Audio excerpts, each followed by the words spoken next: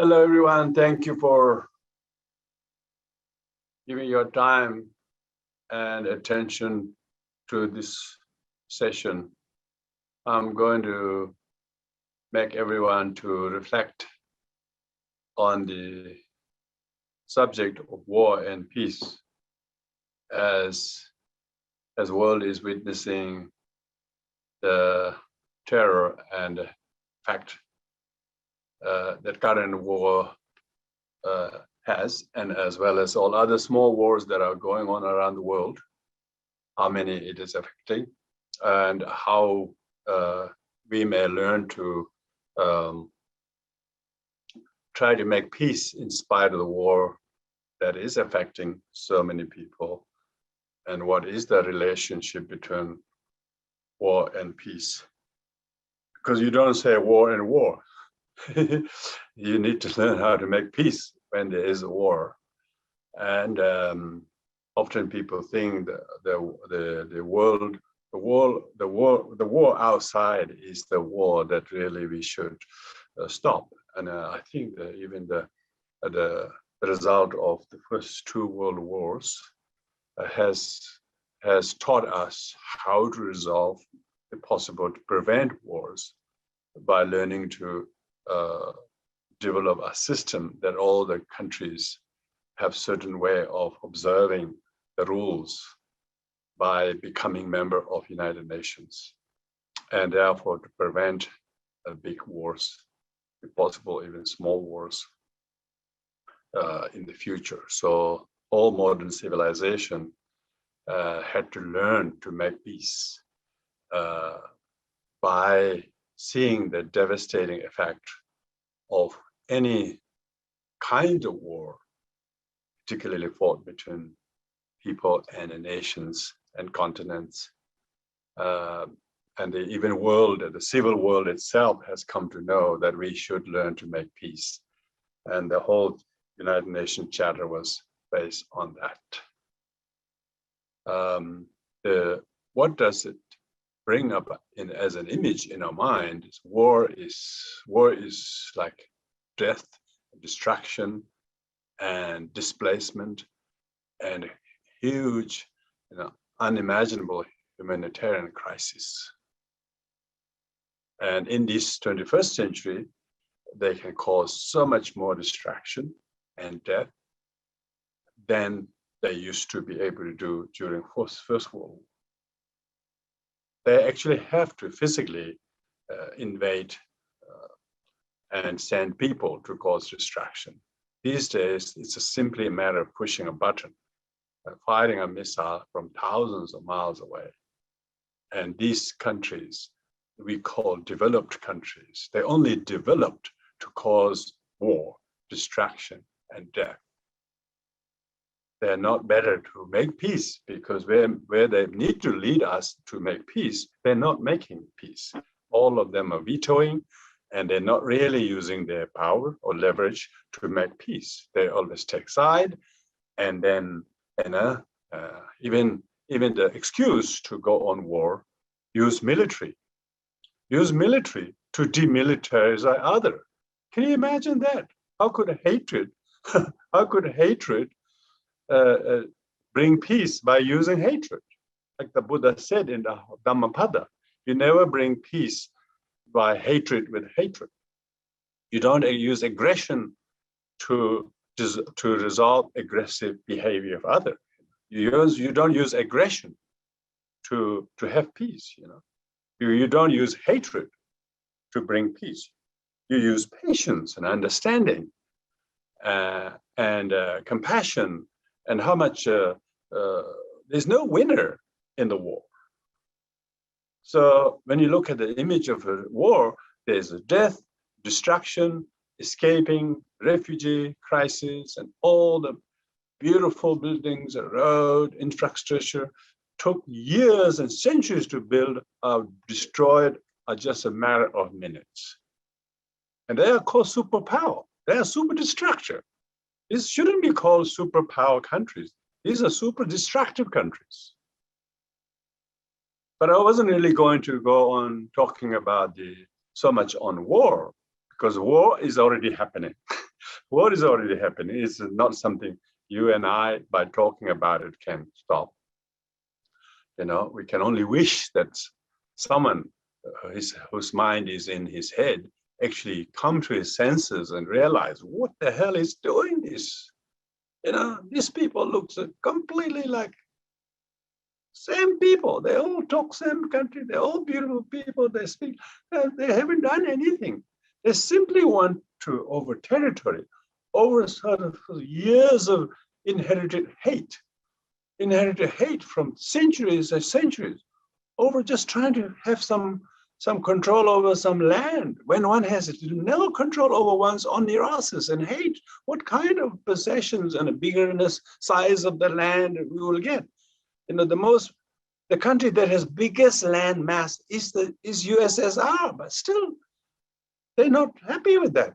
How much more do you want? Land do you want? How much more people that look like just like Russians you want to kill? Doesn't mean the people, if Ukrainians are black, they can justify to kill. Even the Russians, when they actually reach there, they say, I don't want to kill these people. They just look like us. Exactly. They're completely gone mad.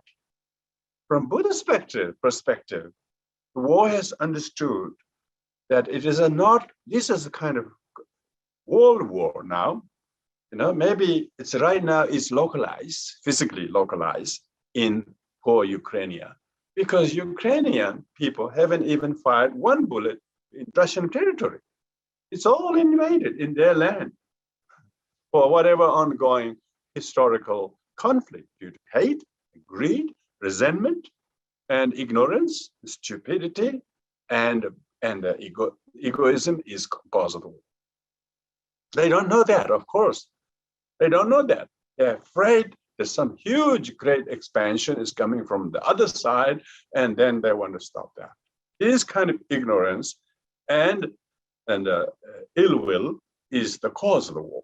Buddha said the Buddhist person have to make peace within themselves. They have war with them. We ourselves have a kind of small wars in our hand.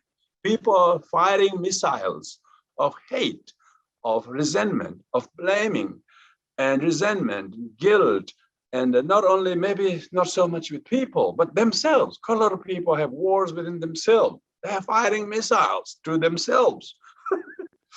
And they're having direct hit, they're not missing the target because there's not much to miss. Even those modern technologies, they miss the target. But those hate and self-hate and self-ignorance and ill will, and towards their mom or X or Y, whoever people have enmity and resentment, they're constantly firing missiles, verbal kind of a hate language, hateful languages people are using. People are listening to those hateful languages, they let their eardrum destroyed by it. One idle gossip, that's all there is. So when the Buddhist concept of peace, war and peace, is not so much try to prevent the war out there. Of course, would be good, but prevent this war that you're making in yourself.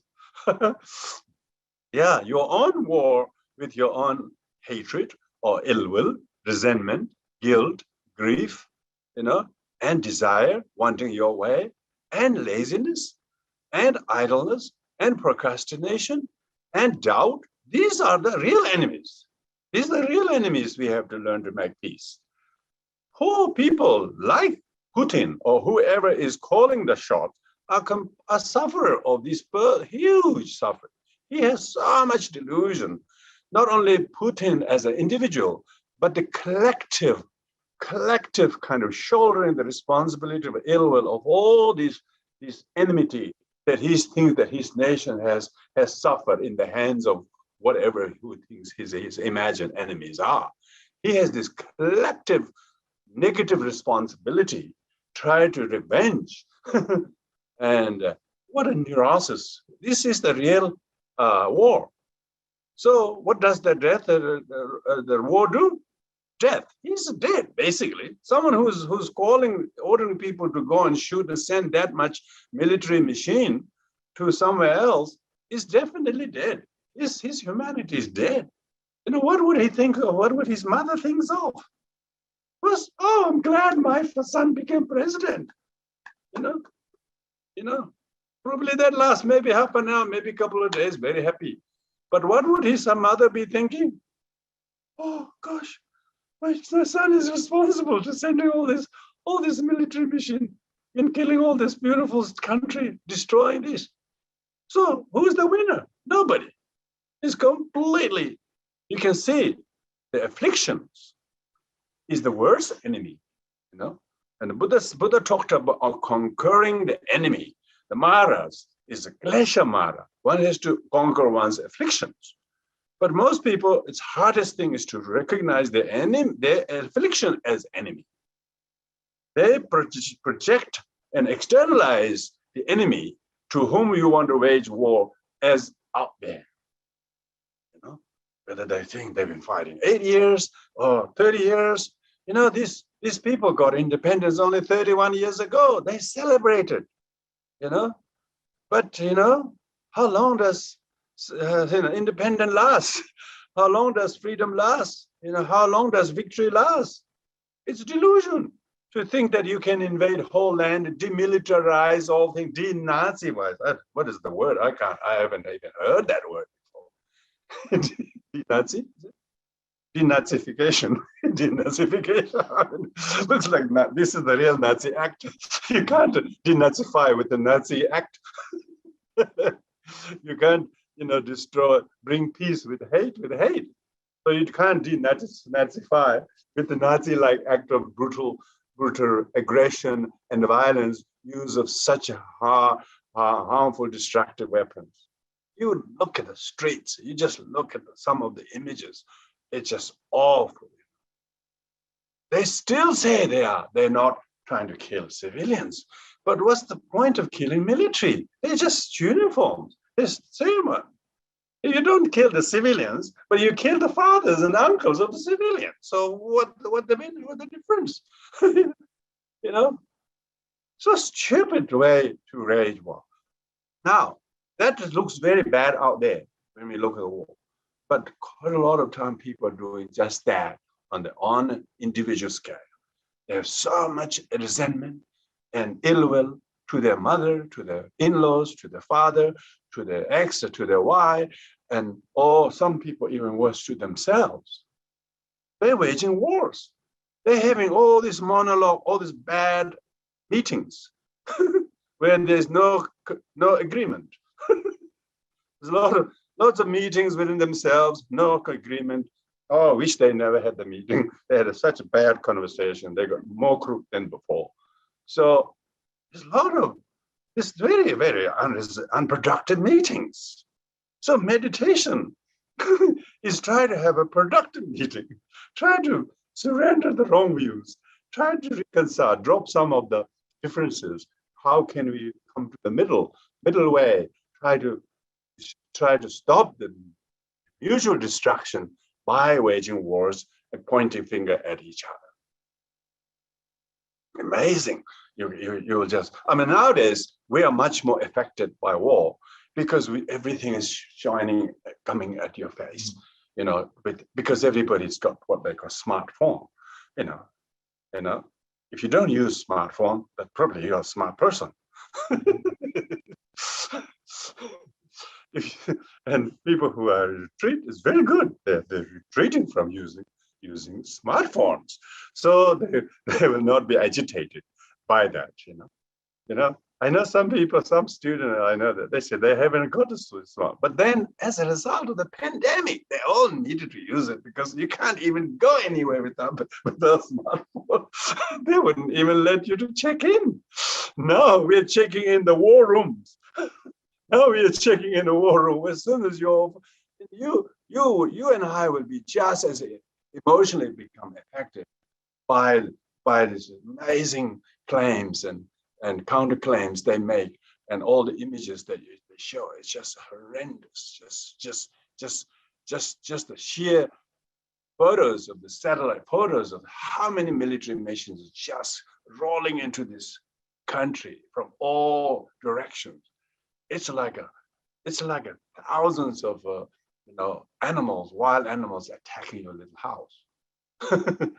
You have nowhere to go. You're just swarmed from all directions. So when you see that, now affliction is like worse than that.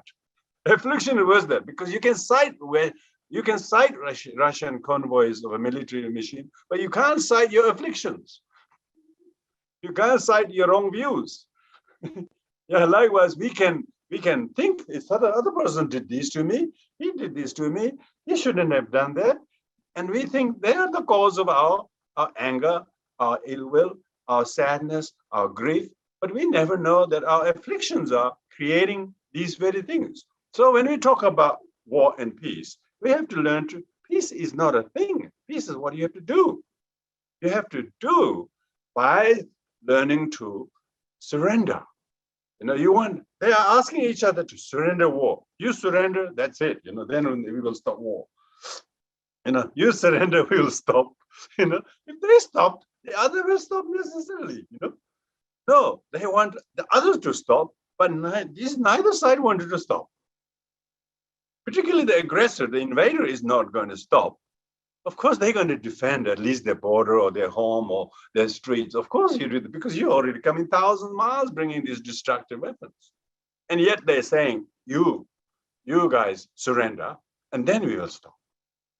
Because they came with greed. They wanted to get the land. They want to totally demilitarize or whatever. Demilitarize with another military. Yeah, that's right. It's just substitution. I call them substituting military with the military. with different tanks with a different number on it and different political ideology. Otherwise, would be more militarized. The military then moves from further to the west, all the way to NATO borders. And in a few years' time, they will be now facing these very demilitarized, so-called demilitarized, becomes now militarized in order to, causing great kind of buzz and a fear and anxiety already. So therefore, you can see there is no intelligence in the intention to demilitarize. What is demilitarizing? So that you just totally shouldn't make sure that they don't have any weapons, but they have to live under your barrel of the gun. That's not demilitarizing. Demilitarizing is you don't bring any weapons, just come to make peace on the table, bring no machinery and come to talk the differences on the table, bring no military, then it would be demilitarized. Denazification. Yeah. What did the Nazis do? Destruction, aggression, counterclaims, telling lies. And that's exactly they're doing. They're exactly doing to fool the people. So that's worse than Nazism. So you can see how ignorant it is, the people who justify them coming to the world, how ignorant they are. Because they're ignorant, they're desiring winning the country under their dominion. And would they bring any peace? No. Do you think the Ukrainian will give up the next few years? No. They think they should have taken in a few days ago. I bet these Ukrainian people will not be completely invaded. Years. You wouldn't believe. Number of refugees may be increasing, just as that many number of militant will increase. Why? Whole world is supporting them, and everyone is wanting to go and support these, and everyone is start chipping in with hate, with anger, and it will just like you're adding more fuel to the burning fire. You could not use such heavy machinery, military, to put off other people's hate. You have to show them real understanding.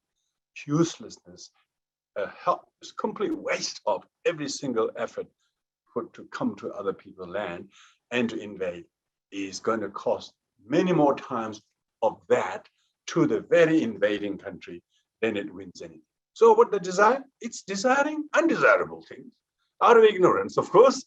He's desiring to stop, NATO membership. Now, what's the membership of?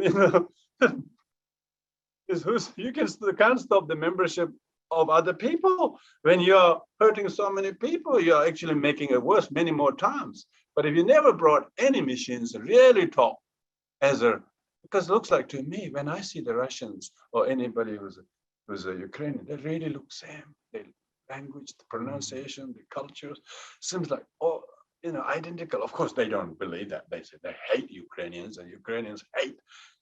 Likewise, people are divided by the ignorance that we are same human beings, who depend on love, kindness, compassion, mutual respect. And when we practice that, then we will have peace. Otherwise, even between husband and wife, 2 people, 5 people living in the same household, there's no peace. Why? Because they're all having wars. They're having wars at breakfast table. They're having war in the bed. Not agreeing to what they're going to do in the morning or afternoon or whatever. Squabbles, and then in the whole day they're fighting wars. And some run away for days and disappear, and they don't want to talk. And the other ones say, why should I talk to her when she didn't talk to me? And people are doing that kind of wars all the time. They think one is Nazi, the other one is military. I want to denazify you. I wanted to demilitarize you. Your mouth is so bad. You spoke that word, and I can never make peace with you because you're such things. Basically, we're all doing that in that state of mind. If you don't have happiness, it's because of that. Because you're also fighting wars with your own afflictions, but you think it's the other person, and therefore you can never denazify the other when you yourself is one big Nazi.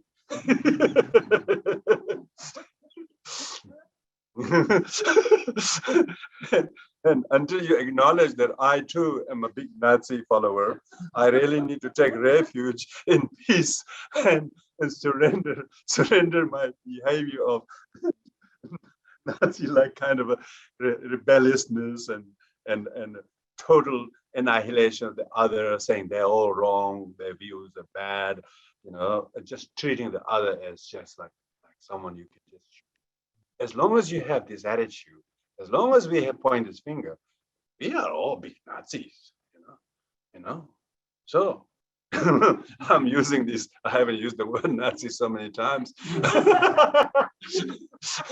we call afflictions. We call maras. We call karmas and things like that. Now maybe in this February, March 2022, since 24th of February, now we have heard this word denazification.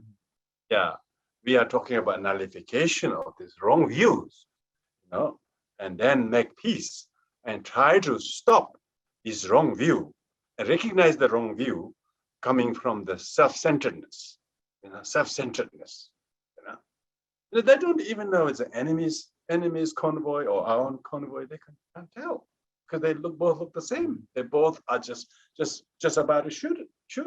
They think it's the enemy, they'll shoot. That's deluded. They don't even know who the hell they are shooting at. For what?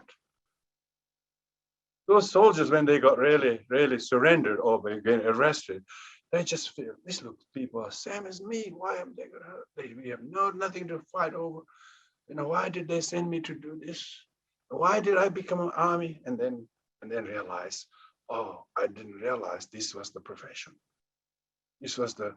And then the millions of people's profession, they think it's an honor, dignity, because they got some things to wear here, badges to hang here, dangle over in front.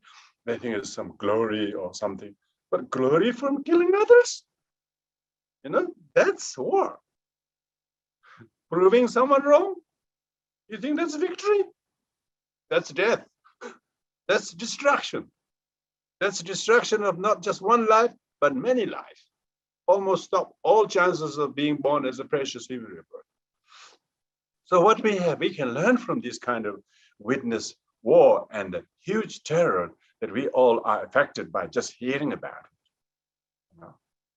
it. People who suffer the natural disasters like flood, fire, they are just as badly affected, but they don't have enmity. Amazing. They experience the same destruction, and death and loss and everything. But they don't know who to be angry to. Why? Because it's a causes and conditions are so enormous. It's so powerful. You can't. So actually, same case. This war is fire. This war is fire. It's raging fire. It's just what does they do? When they fire those things, they turn everything into fires. So it's just raging fires.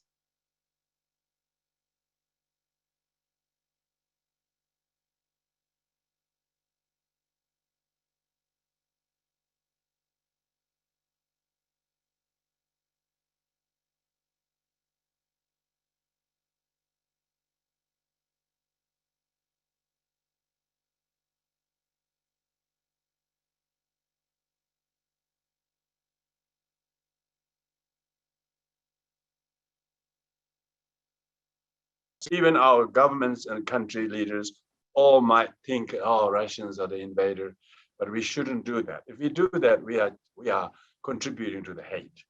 We should feel every single mother, sister, father who have their sons go to Ukrainian fight and this, what would be their life? They're also being killed. There would be sleepless nights for many mothers, many fathers, whole country. You think they feel glory? They destroyed one city in Ukraine. Oh, they took another city. They think they glory? Stupid ones do that. Oh, they think they want another. They put their little flag on there. But all the war veterans are what are they? They lost. They died many times. They're hardly alive after they have heard the gunshot from an enemy, let alone themselves make successful killing millions and come back home and receive as a brave soldiers. They would put the names up there, put this, but that's not this delusion. What kind of glory is that? What kind of glory is that by killing other people? Look at the soldiers. We thought it was only a couple of years was celebrated. He was very war hero and so on. Now everybody realized he's not a hero. He's probably opposite of the hero. No? How much of your victory and glory in the name of violence and aggression and victory of others are mistaken.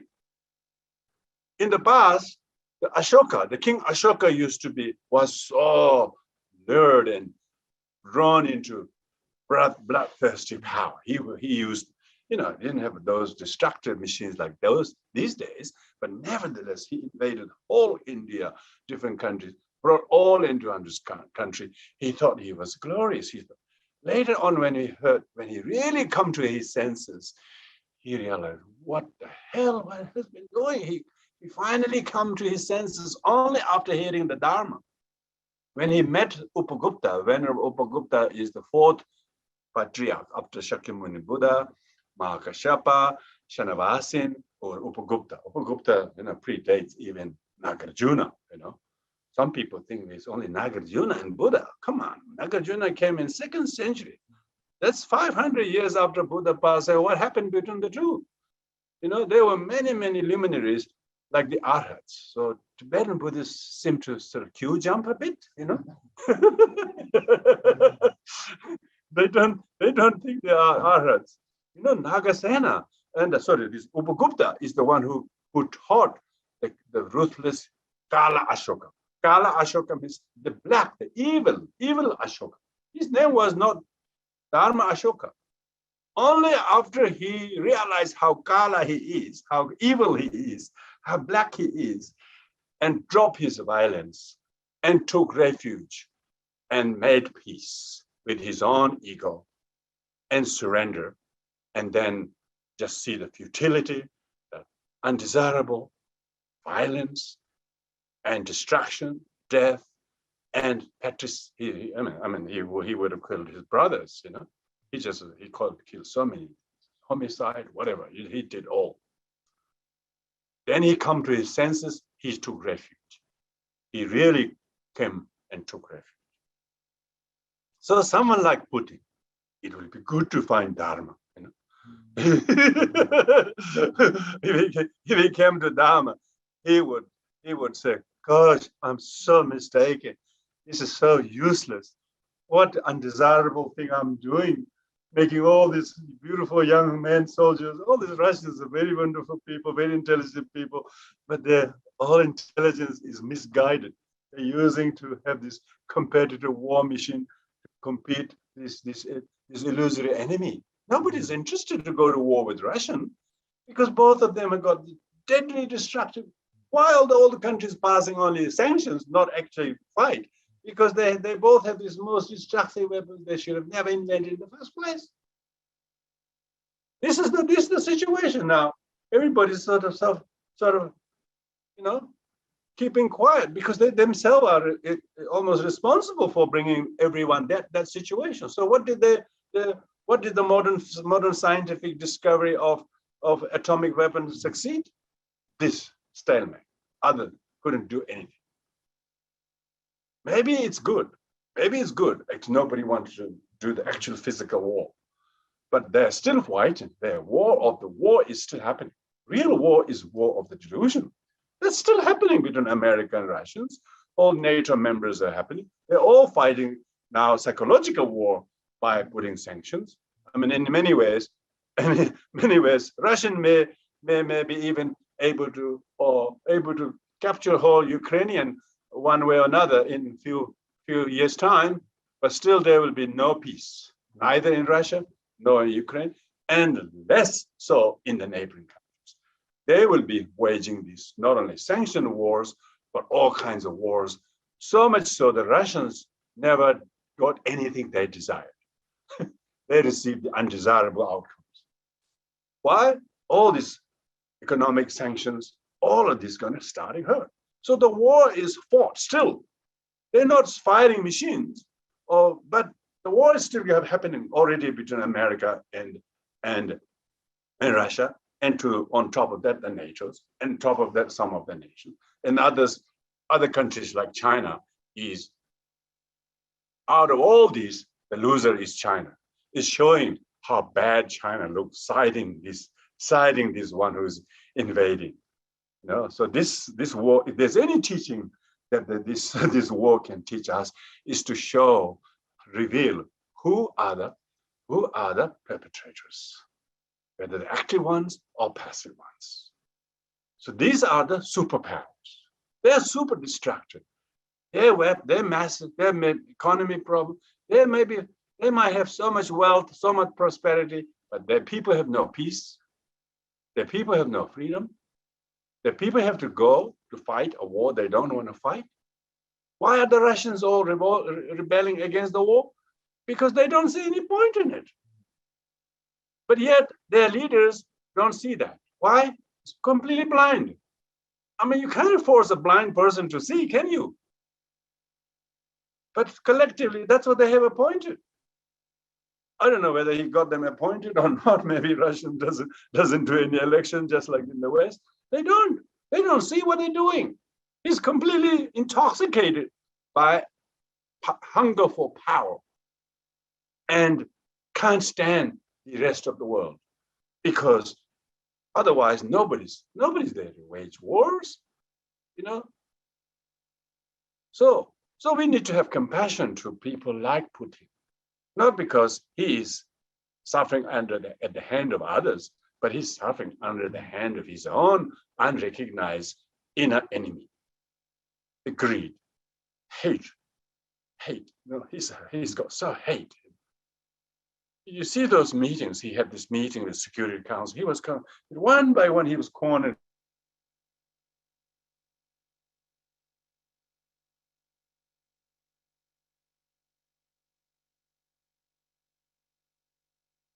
He was using that kind of aggression already.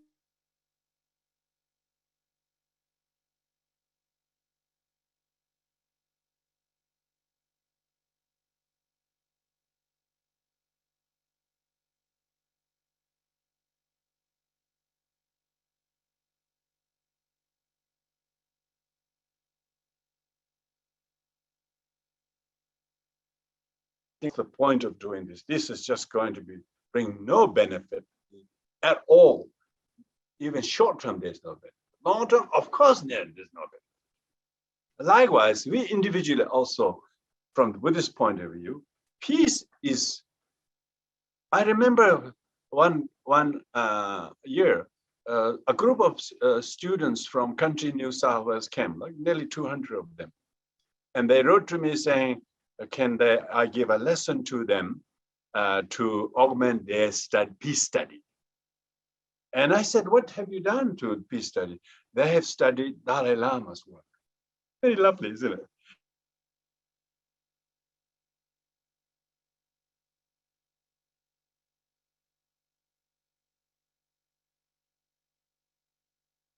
Many who has received Nobel Peace Prize.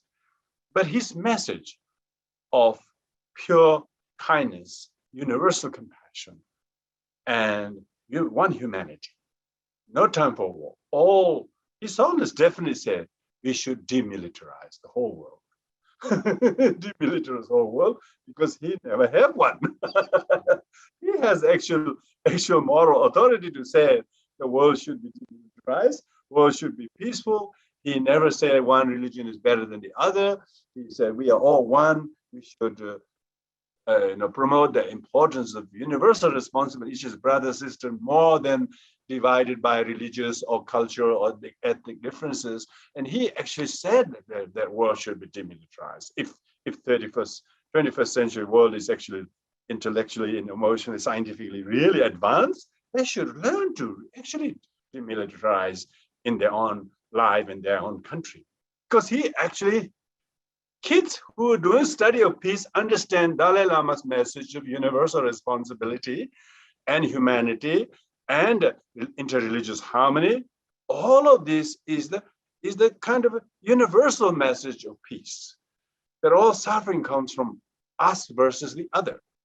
All the peace comes from us. We are one. Yeah, let's do it together. Because we are in the same boat. Now you can't say the war is there. It will starting to affect at the petrol station. You will starting to feel the war is affecting you. It will start to affect your petrol pocket. You can see the petrol price going up like double. Like now, is it double? Already double. Probably will be $2 in maybe. And then that much more with all kinds of things. You wouldn't believe how much stress, how much anxiety. Already quite a lot of Russian tycoons commit suicide, because they could never believe this would happen. Nobody's fighting them any weapons. Nobody come to invade them. Why? Because their own leadership's action has now caused those billionaires' business drop almost like 30% overnight, and then like this, like that, like that, like that. So this kind of war and consequences is felt everywhere. So of course we feel so pitiful to the people in Ukraine. Nearly 200,000 already refugees. How many displaced? Yeah, you can see that, and just as much as Russian people who are coming to invade the country.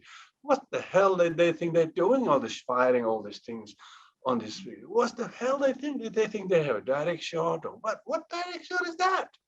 What did you achieve?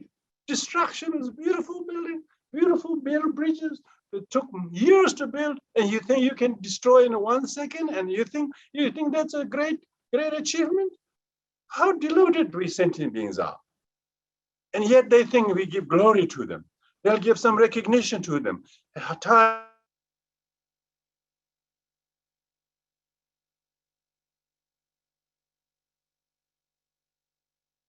Who are depressed, sad, couldn't sleep, become drug addicts, and what else? Worse, their lives completely lost. They're all heartless by engaging in such. And quite a lot of the people with deep emotional problems in the world at large are also waging these kind of wars. They're actually having wars with themselves, their past, their mother, their father, or their boss, or whatever. They still haven't made peace with them. And that's the problem. So we're not talking about world war that can be stopped. You can't stop world war if you can't stop one individual who have to war. Every individual has to have stopped the war that they have on their hand. Everybody's got a blood on their hand, so to speak, because the way they speak about somebody, where they don't talk to somebody, where they don't greet to somebody, you can tell how much ill will and enmity, resentment, dislike they have. This is the war. This is when we in Buddhism we say victory.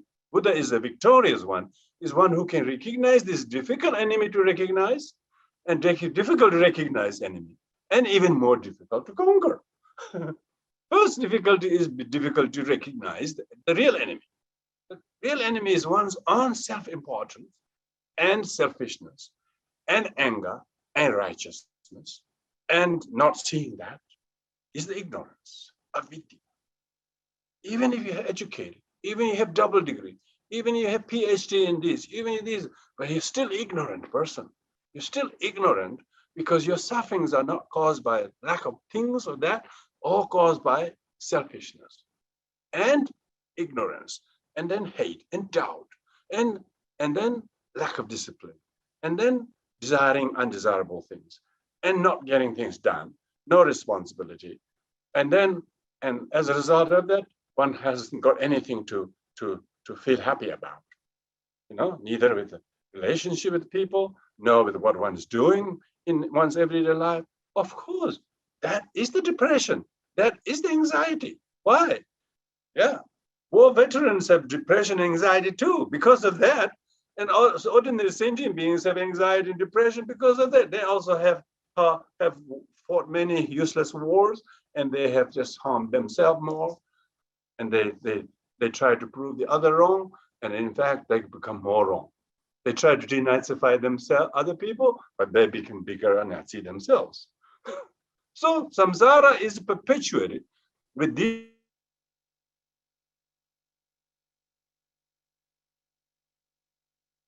It's really important to spend your time in your deep prayers and meditation, and not add to the collective hate there is towards whoever it is, but try to see them all as object of deep compassion. Because they're ignorant, because they're so greed-driven, they don't realize what they're doing is complete waste of every single effort, manner, energy, resources, weapon they use. It's complete waste of time. All the countries have a huge budget for defense, but it's all offensive. Everybody said they should be demilitarized, but they're always militarizing themselves. They're increasing the budget.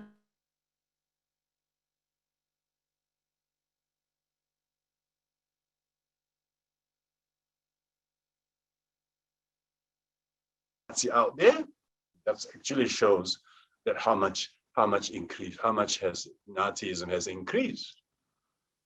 So we need to really use our prayer and meditation, and put people like Putin in our prayers, so that let him come to his senses, because all the others got no power.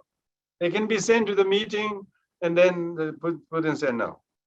But he has to switch his mind off, realize how senseless, useless this is. Even some countries' leaders might be phoning him, but he's not willing. He said, no, this is just beginning, he says. Oh, this is just a beginning gift. More gift is coming, as he's going to do some great world. He doesn't know how much destruction is already caused, and he wanted to thread that this is not going to stop. This is just beginning of it. That's how mad he is, poor thing. Where is his mother? Where is his brother? Does he not know his mother will be destroyed by thinking what her son is doing? Is he become achievement? No. It's the hell bringing on to his own family, on his whole country. You can see in Russia, nobody's firing weapons on them. All the Russians are miserable because they all feel guilty. They feel guilty. They feel unproud to be Russian because they never knew that they will need to do this. I mean, only 30 years ago, their country got liberated, hopefully from communism, and now they have to be liberated again from Putinism. Yeah, now we have to liberate from Putinism. we have to de-Putinize. We have to de-Putinize Putin. What do you think? Yeah, of course. A couple of years ago when I saw he was greeting some Mongolian Buddhist monks, and he was sitting with them. I was thinking, hopefully they'll influence this guy. But I don't think it was just a photo opportunity. But you wish he had a really good. I think some of these leaders really need a good Dharma. They just need a good half an hour talk, and then they come to the sense if he listens. Really, he just doesn't have the opportunity to meet with the Dharma. He met monks, but that's about it. But he never talked about Dharma. He has some friends. We have some Tibetan Buddhist teacher who is a movie actor in America, Steven Seagal. He's supposed to have friendship with him, not him all right. Come on, go and talk to him. Go and talk to him. Pick up the phone and try to de-Putinize the people who is influenced by his charm or his kind of wrong views. So that's why it's very important to not spend time thinking who's right, who's wrong. Of course, we can't help with that, but as a person who wants to make peace and develop compassion, we need to develop compassion to all equally, not one being wrong, the other one is not wrong. They're just so confused. This years, centuries of hate and ill will in Europe, in that continent. You look at the map of Europe, how many things have changed. Incredible. Some of the brightest minds come from that region. Some of the most destructive people also produce from that land. So that is the sad story of the world today, and it warrants everyone's compassion. And peace from the Buddhist perspective is to put no one as at odds against each other. See all as our past lives, mothers, and sentient beings who has not recognized that, and waging this kind of aggression and harm to each other. What a pitiful. What must be like to be Putin's mother and family member? Do they think they're celebrating his accomplishment? Probably not. So with this in mind, we need to put our thoughts to rest and try to bring some solace. So with this, I will conclude here, everyone. Thank you very much for joining me in this talk. And please stay safe.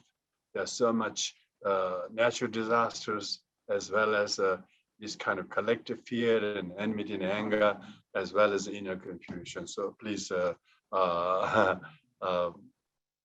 keep your mind in a good space. Do not let these things agitate you.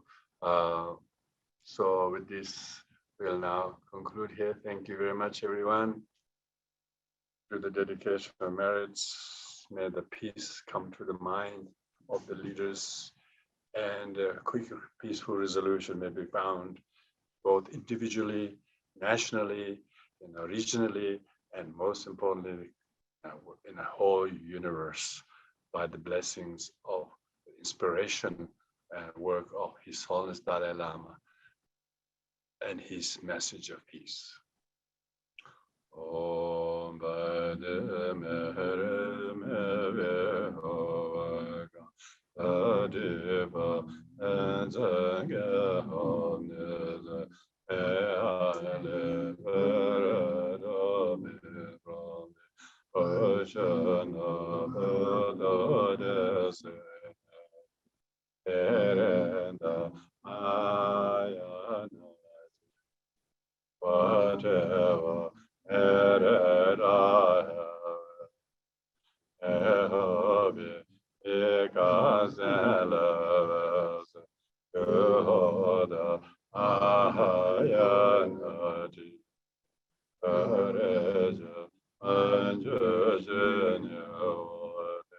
Asama